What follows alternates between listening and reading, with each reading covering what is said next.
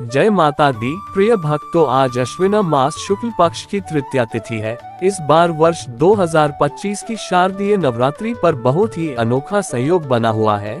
इस वर्ष शारदीय नवरात्रि 9 दिनों के बजाय 10 दिनों की है, यानी माँ दुर्गा की पूजा आराधना के लिए 10 दिनों का समय मिलेगा। दरअसल इस वर्ष शारदीय नवरात्रि पर तृतीया तिथि 2 दिन है, जिससे नवरात्रि का एक दिन बढ़ गया है। ऐसे में माँ दुर्गा के तीसरे स्वरूप माँ चंद्रघंटा की पूजा 2 दिनों तक की जाएगी। इस तरह का संयोग कई वर्षों बाद बन रहा है। आइए सुनते हैं नवरात्र के हर दिन सुनी जाने वाली कथा। बृहस्पति जी बोले, हे ब्रह्मा जी, आप बहुत ही बुद्धिमान, चारों वेद और सर्वशास्त्र को जानने वालों में सबसे श्रेष्ठ हो। हे भगवान, कृपा कर ये बताएं कि चैत्र, अश्विन, माघ और आषाढ़ मास के शुक्ल पक्ष में नवरात्र का व्रत क्यों किया जाता है। हे प्रभु, इस व्रत को करने से क्या फल प्राप्त होता है, इस व्रत को करने की क्या विधि है, और सबसे पहले इस व्रत को किसने किया, कृपया करके मुझे सब कुछ विस्तार से कहिए। बृहस्पति जी का ऐसा प्रश्न सुनकर ब्रह्मा जी कहने लगे, हे बृहस्पति, प्राणियों का हित करने की इच्छा से तुमने बहुत ही अच्छा प्रश्न किया है। तो सुनो, जो मनुष्य मनोरथ पूर्ण करने वाली दुर्गा, महादेवी, सूर्य और नारायण को ध्यान करते हैं, वे मनुष्य धन्य हैं।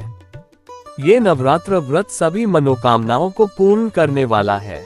इसके करने से संतान चाहने वाले को संतान सुख, धन चाहने वाले को धन, विद्या चाहने वाले को विद्या और सुख चाहने वाले को सुख मिल सकता है। इस व्रत को करने से रोगी मनुष्य का रोग दूर हो जाता है और कारागार में पड़ा हुआ मनुष्य बंधन से छूट जाता है। मनुष्य की तमाम विपत्तियां दूर हो जाती हैं और उसके घर में संपूर्ण संपत्तियां आकार उपस्थित हो जाती हैं। काक बंध्या के इस व्रत के करने से संतान हो जाता है। समस्त पापों को दूर करने वाले इस व्रत के करने से ऐसा कौन सा मनोरथ है जो सिद्ध नहीं हो सकता। ब्रह्मा जी आगे बताते हैं कि यदि व्रत करने वाला मनुष्य सारे दिन का उपवास न कर सके तो एक समय भोजन करे और उस दिन अपने बांधवों सहित नवरात्रि व्रत की कथा श्रवण करे। हे बृहस्पति, जिसने पहले इस महाव्रत को किया है उसका पवित्र इतिहास मैं तुम्हें सुनाता हूँ। ब्रह्मा जी बोले, तुम सावधान होकर सुनो। इस प्रकार ब्रह्मा जी के वचन सुनकर बृहस्पति जी बोले, हे प्रभु, मनुष्यों को कल्याण करने वाले इस व्रत के इतिहास को मेरे लिए कहा, मैं सावधान होकर सुन रहा हूँ। आपकी शरण आए हुए मुझ पर कृपा करो। ब्रह्मा जी बोले, पीठत नाम के नगर में एक अनाथ नाम का ब्राह्मण रहता था। वह भगवती दुर्गा का भक्त था। उसके संपूर्ण सद्गुणों से युक्त मानो ब्रह्मा की सबसे पहली रचना हो ऐसी यथार्थ नाम वाली सुमति नाम की एक अत्यंत सुंदर कन्या पैदा हुई। वह कन्या सुमति अपने घर के बालकपन में अपनी सहेलियों के साथ क्रीड़ा करती हुए इस प्रकार बढ़ने लगी जैसे शुक्ल पक्ष में चंद्रमा की कला बढ़ती है। उसका पिता प्रतिदिन दुर्गा की पूजा और होम किया करता था।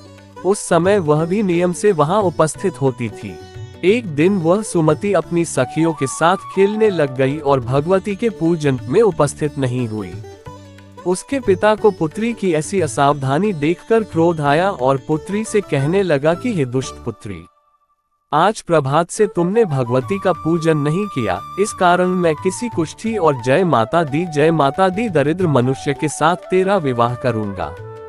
इस प्रकार कुपित पिता के वचन सुनकर सुमति को बड़ा दुख हुआ और पिता से कहने लगी कि हे पिताजी, मैं आपकी कन्या हूँ, मैं आपके सब तरह से अधीन हूँ, जैसी आपकी इच्छा हो मेरा विवाह कर सकते हो। होगा वही जो मेरे भाग्य में लिखा है, मेरा तो इस पर पूर्ण विश्वास है। व्यक्ति न जाने कितने मनोरथों को लेकर चिंतन करता है, पर होता वही है जो भाग्य में विधाता ने लिखा है। जो जैसा करता है उसको फल भी उस कर्म के अनुसार ही मिलता है, क्योंकि कर्म करना मनुष्य के अधीन है, पर फल देना के अधीन है। जैसे अग्नि में पड़े हुए तृण भी उसको अधिक प्रदीप्त कर देते हैं, उसी तरह अपनी कन्या के ऐसे निर्भयता से कहे हुए वचन सुनकर उस ब्राह्मण को बहुत ही ज्यादा क्रोध आया। तब उसने अपनी कन्या का एक कुष्ठ के साथ विवाह कर दिया और अत्यंत क्रुद्ध होकर पुत्री से कहने लगा कि जाओ जाओ, जल्दी जाओ, अपने कर्म का फल भोगो। देखे केवल भाग्य भरोसे पर रहकर तू क्या करती है। इस प्रकार से कहे हुए पिता के कटु वचनों को सुनकर सुमति बहुत दुखी हुई और अपने मन में विचार करने लगी कि हो मेरा बड़ा दुर्भाग्य है जिससे मुझे ऐसा पति मिला। इस तरह अपने दुख का विचार करती हुई वह अपने पति के साथ वन चली गई और भयानक वन में कुशायुक्त स्थान पर उन्होंने वह रात बड़े कष्ट से व्यतीत की। उस गरीब बालिका की ऐसी दशा देखकर भगवती पूर्व पुण्य के प्रभाव से प्रकट होकर सुमति से कहने लगी कि हे ब्राह्मणी, मैं तुम पर प्रसन्न हूँ, तुम जो चाहो वरदान मांग सकती हो। मैं प्रसन्न होने पर मनोवांछित फल देने वाली हूँ। इस प्रकार भगवती दुर्गा का वचन सुनकर ब्राह्मणी कहने लगी कि आप कौन हैं जो मुझ पर प्रसन्न हुई हो। ये सब मेरे लिए कहा और अपनी कृपा दृष्टि से मुझ दासी को कृतार्थ करो। ऐसा ब्राह्मणी का वचन सुनकर देवी कहने लगी कि मैं आदि शक्ति हूँ और मैं ही ब्रह्मा, विद्या और सरस्वती हूँ। मैं प्रसन्न होने पर प्राणियों को दुख दूर कर उसको सुख प्रदान करती हूँ।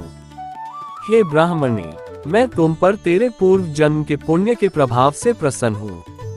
तुम्हारे पूर्व जन्म का पूरा वृतांत सुनाती हूँ, सुनो। तू पूर्व जन्म में निषाद भील की स्त्री थी और अति पतिव्रता थी। एक दिन तेरे पति निषाद ने चोरी की। चोरी करने के कारण तुम दोनों को सिपाहियों ने पकड़ लिया और ले जाकर जेलखाने में कैद कर दिया। उन लोगों ने तेरे को और तेरे पति को भोजन भी नहीं दिया।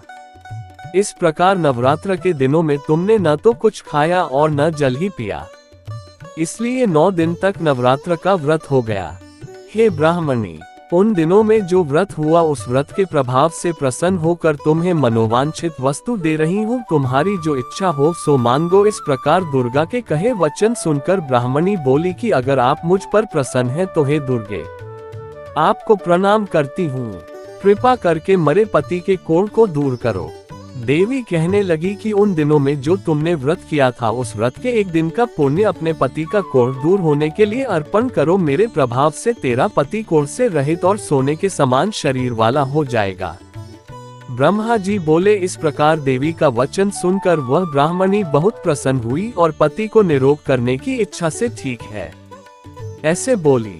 तब तक उसके पति का शरीर भगवती दुर्गा की कृपा से कुष्ठहीन होकर अति कांति युक्त हो गया, जिसकी कांति के सामने चंद्रमा की कांति भी क्षीण हो जाती है। वह ब्राह्मणी पति की मनोहर देह को देखकर देवी को अति पराक्रमी वाली समझकर स्तुति करने लगी कि हे दुर्गे, आप दुर्गत को दूर करने वाली, तीनों जगत का संताप हरने वाली, समस्त दुखों को दूर करने वाली, रोगी मनुष्य को निरोग करने वाली, प्रसन्न होने पर मनोवांछित वस्तु को देने वाली और दुष्ट मनुष्य का नाश करने वाली हो। तुम ही सारे जगत की माता और पिता हो। हे अम्बे, मुझ अपराध रहित अबला की मरे पिता ने कुष्ठ के साथ विवाह कर मुझे घर से निकाल दिया। उसकी निकाली हुई मैं पृथ्वी पर घूमने लगी। आपने ही मेरा इस आपत्ति रूपी समुद्र से उद्धार किया है। हे देवी, आपको प्रणाम करती हूँ, मुझ दीन की रक्षा करो। ब्रह्मा जी बोले कि हे बृहस्पति।